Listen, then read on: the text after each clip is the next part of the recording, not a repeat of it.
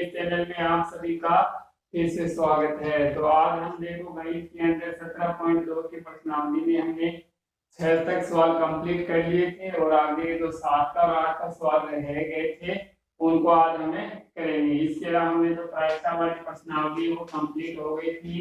तो अगर प्रायिकता वाली प्रश्नावली अगर आपने नहीं देखी अभी तक है तो आज इस क्लास के बाद में उनको जरूर से देखना। उसकी जो लिंक है इस वीडियो की डिस्क्रिप्शन में दी गई है।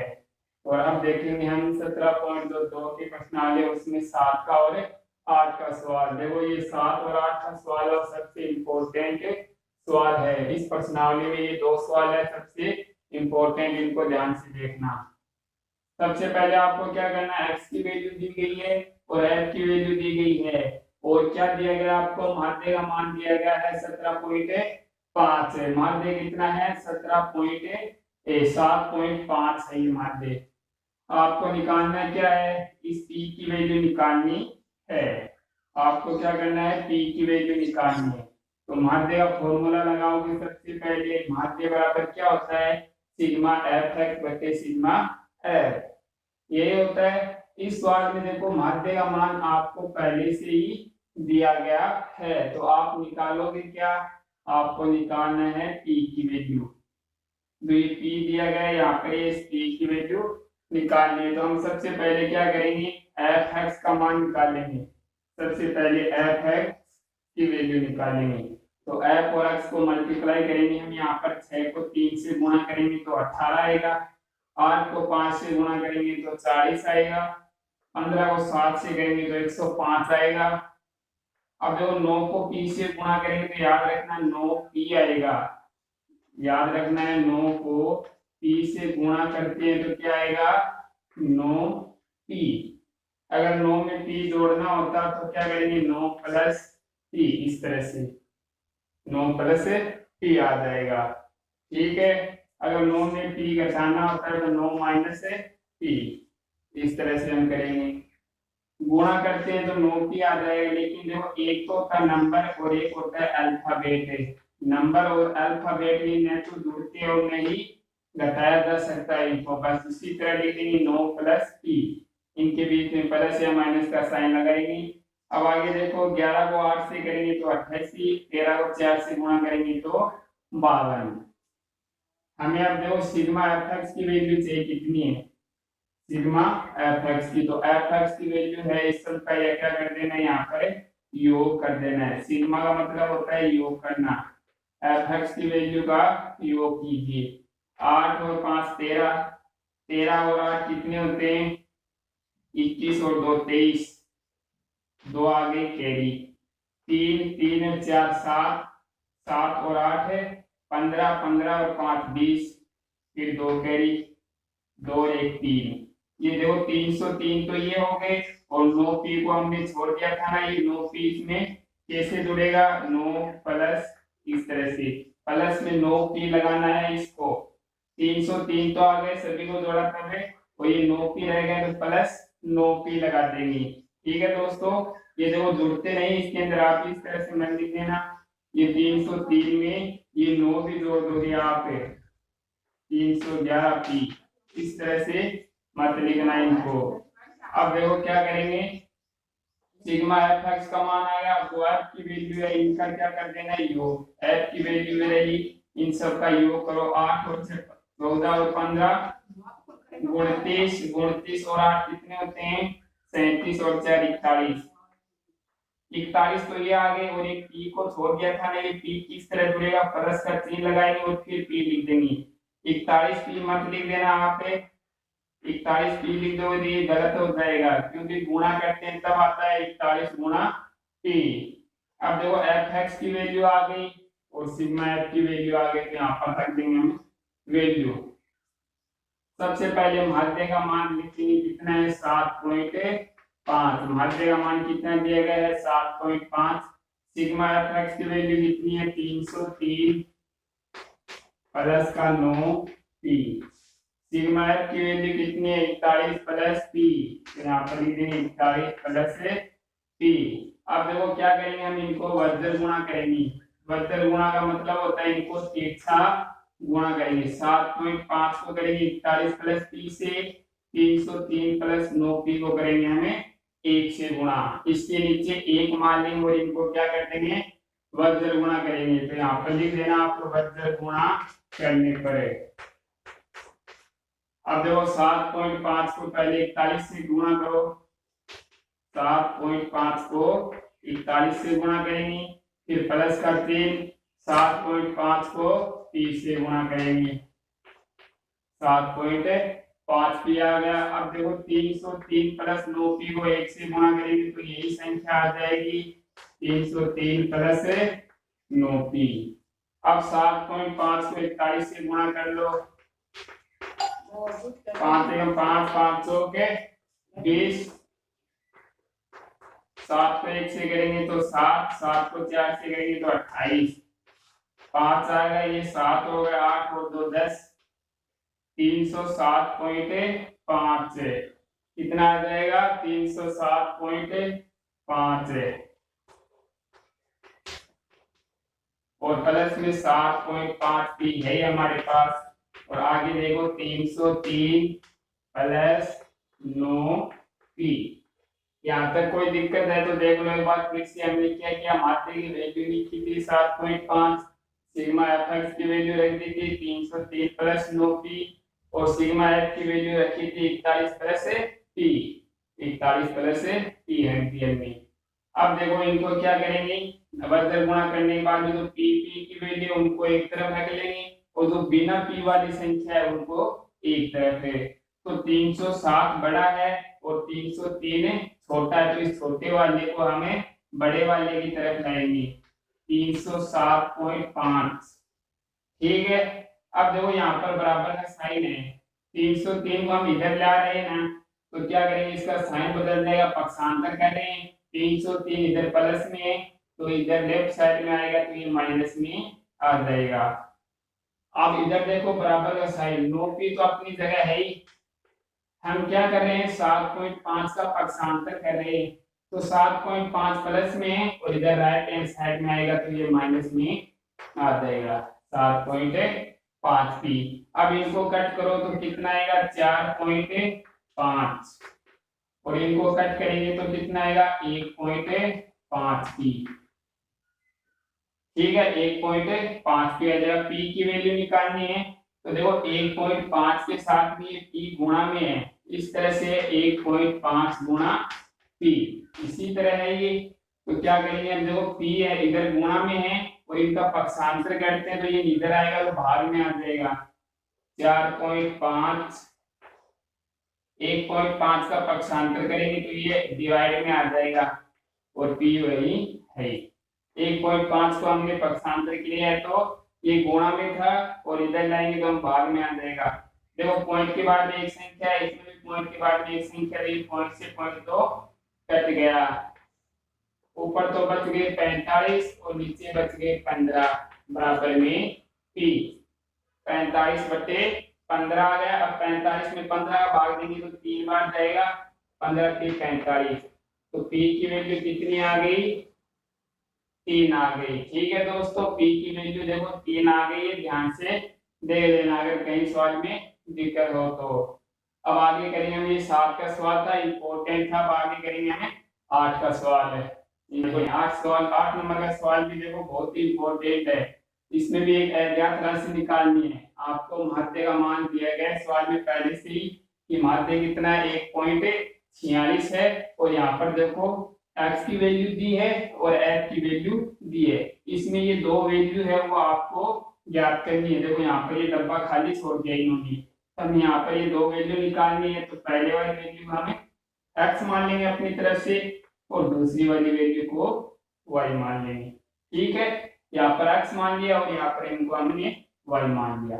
अब और क्या दिया गया आपको, देखो इन सभी को जब आप जोड़ोगे x की वैल्यू कुछ ना कुछ होगी, y की वैल्यू भी कुछ ना कुछ आएगी, तो क्या करोगे 46 और जो x की वैल्यू आएगी और y की वैल्यू आएगी उनको जो इन सब को जोड़ेंगे तो हमारे पास कितना आंसर आएगा 200। ये सवाल में दिया गया है पहले से ही, 46 x और y की जो वैल्यू आएगी इनको हमने पहले से क्वेश्चन में ऐड करके दिया गया है 200। तो हम क्या करते हैं, एफ एक्स की वैल्यू निकालते हैं। तो एफ एक्स की वैल्यू वो निकाल लेंगे। 46 को 0 से करेंगे तो 0 आएगा। एक्स को जब 1 से गुणा करेंगे तो एक्स आ जाएगा। वाई को 2 से गुणा करूंगा तो 2y। 25 को 3 से गुणा करते हैं तो 75। 10 को 4 से गुणा करते हैं तो 40। 5 को 5 से करेंगे तो 25। ये तो आ गया। देखो इन सबको एफ एक्स की वैल्यू आ गई, इनको हमने गुणा कर लिया। यहाँ तक तो हम करते हैं। इसके बाद में देखो माध्य का फॉर्मूला रखते हैं। माध्य का फॉर्मूला क्या होता है, सिग्मा एफ एक्स बटे सिग्मा एफ, यही होता है। तो एफ एक्स की वैल्यू का योग कीजिए, ये रहा। अब ध्यान से देखना, ये तो क्या अल्फाबेट के नंबर है और ये नंबर है, वैसे ये अल्फाबेट है और ये नंबर है, एक दूसरे में ऐड तो होंगे नहीं। तो पहले नंबर को जोड़ दीजिए और फिर प्लस में अल्फाबेट लिख देंगे। तो देखो 75 और 40 कितने होते हैं, 115। 75 और 25 100, 100 और 40 140, ये आ गया 140। प्लस एक्स की वैल्यू है वो भी यहाँ पर लिखेंगे और प्लस में 2y। ये देखो x और 2y यहाँ पर प्लस का चिन्ह लगा कर लिखना है। 140 तो ये नंबर का ऐड आ गया और x और 2y अल्फाबेट थे, तो इनको साथ में हमने लिख दिया, प्लस का x प्लस का 2y। अब यहाँ पर देखो ये तो क्वेश्चन में दिया गया है दोस्तों, तो इन सबको क्वेश्चन वाले को तो पता है कि x की वैल्यू और y की वैल्यू कितनी आएगी, तो उसने पहले से ही सोच के इन सबको ऐड कर दिया। अब हम अपनी तरफ से जोड़ेंगे, ये तो क्वेश्चन की तरफ से जोड़ा गया था, सिग्मा एफ की वैल्यू है ये, हम अपनी तरफ से जोड़ेंगे तो देखो क्या आएगा, सिग्मा एफ की वैल्यू 6, 25 और 5 30, 30 और 10 40, 40 और 40 80 86 और प्लस में x है तो x लिख देंगे और ये y थे ना तो इनको भी लिख देंगे y प्लस का y। 86 plus x plus y, ये हमने अपनी तरफ से जोड़ा था बड़ा। अब x की वैल्यू और y की वैल्यू यहाँ पर रखेंगे, इनका योग कितना आएगा, 200 आएगा। x की वैल्यू और y की वैल्यू और रख देंगे और फिर 86 में जोड़ देंगे तो वो 200 के बराबर ही आएगा इन सब का योग। तो देखो ध्यान से समझना है, यहाँ पर इस बात को आप ध्यान से समझना। देखो 86 के अंदर x की वैल्यू और y की वैल्यू को जब ऐड कर दोगे आप तो उसका मान कितना आएगा, 200 आएगा। समझे नहीं, देखो 86 में x की वैल्यू और y की वैल्यू ऐड कर दोगे तो कितना आएगा, 200 आएगा ना, तो यहाँ पर लिखेंगे हमें 200। अब देखो x और y को तो एक तरफ रहने दो, 86 है इसका पक्षांतर करेंगे तो ये इधर माइनस में आ जाएगा। अब 200 में से 86 को हम जब कट करते हैं तो कितना आएगा, 114। x और जो y की वैल्यू है इन दोनों को ऐड करोगे तो 114 आएगा। इन दोनों का योग कितना है, 114। इसको हम समीकरण नंबर 1 लगाकर छोड़ देंगे। x और y की वैल्यू का योग 114 है। अब देखो, अब वो फॉर्मूला लिखेंगे, माध्य बराबर सिग्मा एफ एक्स बटे सिग्मा एफ। माध्य का मान कितना, 1.46। सिग्मा एफ एक्स की वैल्यू कितनी है, देखो ये एफ एक्स की वैल्यू आई हो 140 प्लस एक्स प्लस 2y, ठीक है, बट्टे में सिग्मा एफ की वैल्यू कितनी है, देखो x प्लस वाई वाली नहीं रखनी है, ये 200 वो रखनी है। सिग्मा एफ की वैल्यू याद रखना कितनी रखेंगे, ये 200 रखनी है सिग्मा एफ की वैल्यू, जो आपको सवाल में दी गई थी ना, सिग्मा एफ का योग किया हुआ पहले से दिया गया था, तो ये रखना है, ये वाला नहीं रखना है, तो 200 रख देंगे। अब इनको हम वर्ग गुणा करेंगे, इसके नीचे 1 मार लेंगे और इस तरह से इनको तिरछा गुणा कर देंगे। 1.46 को देखो 200 से गुणा करते हैं, 1.46 को 200 से, तो एक बार 2 0 को भूल जाओ, 2 से कर दो, 2 6 12, 4 2 8 1 9, अब वो 2 0, 2 संख्या के बाद में पॉइंट लगाना है, तो 2 संख्या के बाद में पॉइंट यहाँ पर, तो 292 आ गया, तो यहाँ पर लिख देंगे 292। ये ऊपर वाली पूरी जो संख्या है इसको 1 से गुणा करेंगे तो कोई फर्क नहीं पड़ेगा, 1 से गुणा करने पर वही संख्या वापस से आ जाती है। ये आ गई। देखो अब x और 2y को एक तरफ रख दो, 140 तो मिल जाएगी। 292 माइनस 140 बराबर x प्लस 2y। 292 में से 140 घटाएंगे तो 2, 9 में से 4 गया 5, तो ये आ गया 152। 2, 9 में से 4 घटाएंगे 5, 2 में से गया तो 1, बराबर में क्या आ गया x प्लस का 2y। ठीक है, x प्लस 2y बराबर 152। ये समीकरण 2 दे देंगे। x प्लस 2y को मैं इधर लिख सकता हूँ, कोई दिक्कत नहीं है, x प्लस 2y। ठीक है, और बराबर में क्या 152। ये आ गई समीकरण नंबर, इसको हम देख देंगे समीकरण नंबर 2। 152 को उधर लिख सकता हूँ, x प्लस 2y एक तरफ लिख लिया। ठीक है, x प्लस 2y बराबर 152। ये आ गई समीकरण नंबर 2। समीकरण 1 थी आपके पास x प्लस y बराबर 114, और समीकरण नंबर 2 है x प्लस 2y बराबर 152।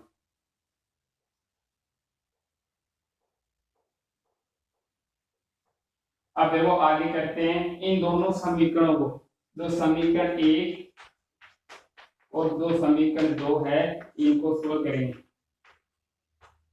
पहले जो समीकरण 1 और 2 है इनको हम विलोपन विधि से हल करेंगे। अब देखो आपको पता होगी विलोपन विधि क्या होती है, ये 3 की प्रश्नावली में थी विलोपन विधि। विलोपन विधि में क्या था, आपको दो समीकरण दी हुई होती है, जैसे समीकरण 1 ये रही और दूसरी ये रही। इन दोनों समीकरणों को हम ऊपर और एक को नीचे लिख देंगे, एक समीकरण को ऊपर और एक को नीचे। अब देखो 152 बड़ा है तो इस समीकरण को हम ऊपर लिख देंगे, x प्लस 2y बराबर 152, और 114 छोटा है तो ये समीकरण नंबर 1 को हम इसके नीचे लिख देंगे 114। ये होती है विलोपन विधि, एक समीकरण को ऊपर और दूसरी को नीचे, ये दो समीकरण दी होती है। इसके बाद में इसके नीचे इस तरह से लाइन खींच देंगे। अब देखो क्या करेंगे, इसका हम चिन्ह बदलेंगे। इस नीचे वाली जो समीकरण है इसके हम चिन्ह बदल देंगे। x के आगे प्लस का चिन्ह है, देखो यहाँ पर, तो यहाँ पर लिख देंगे हम माइनस, उल्टा चिन्ह कर देंगे। यहाँ पर देखो प्लस का चिन्ह है, हम क्या करेंगे माइनस का चिन्ह लगा देंगे। यहाँ पर प्लस का चिन्ह है तो यहाँ पर माइनस, इनके चिन्ह और साइन बदल जाते हैं विलोपन विधि में। अब देखो x प्लस का ये वाला और ये अभी जो x है ये किसका हो गया, माइनस का हो गया ना, ये तो कट जाएंगी। ये 2y प्लस का है और ये जो y है वो किसका है, माइनस का। 2y में से 1y घटाएंगे तो कितना बचेगा, y बचेगा। 152 में से क्या करेंगे 114, और देखो माइनस का है 114, तो 114 को घटा देंगे तो घटाओ, देखो 8, 5 में से 1 गया 4, 3, 38। y का मान कितना आ गया 38। अब ये जो y का मान है वो क्या करेंगे हम समीकरण 1 में रख दो या समीकरण 2 में रख दो। ठीक है, समीकरण 1 में या 2 में रख देंगे, तो यहाँ पर समीकरण 1 में रख देंगे, लिख देंगे y का मान समीकरण 1 में रखेंगे, रख दो x प्लस y बराबर कितना 114 है, तो देखो x तो है ही, y की जगह कितना रखेंगे 38 और बराबर में 114। अब क्या करेंगे 138 को उधर ले आएंगे तो 114 माइनस 38, और जब 114 में से 38 घटाते हैं तो कितना बचेगा, 14 में से 8 गया 6, 11 में 3 गया 8 और 76। x की वैल्यू कितनी आ गई 76, और y की वैल्यू यहाँ पर हमने निकाल ली 38, तो x और y की वैल्यू कितनी आ गई 38 और 76। ये 7 का और 8 का सवाल था, थोड़ा बड़ा था लेकिन ये इंपॉर्टेंट सवाल है, इनको आप ध्यान से देख लेना। ठीक है, इसके अलावा आपको कोई भी दिक्कत है या जो प्रॉब्लम है तो आप कमेंट बॉक्स में बता देना। आपको जो प्रश्नावली पहले करनी होती है तो आप बता देना कौन सी प्रश्नावली पहले करनी होती है, मैं अपने हिसाब से चल रहा हूँ तो आप बता देना। ठीक है दोस्तों, ये हो गया आपने सवाल कंप्लीट। धन्यवाद, वीडियो को लाइक और शेयर जरूर कर देना।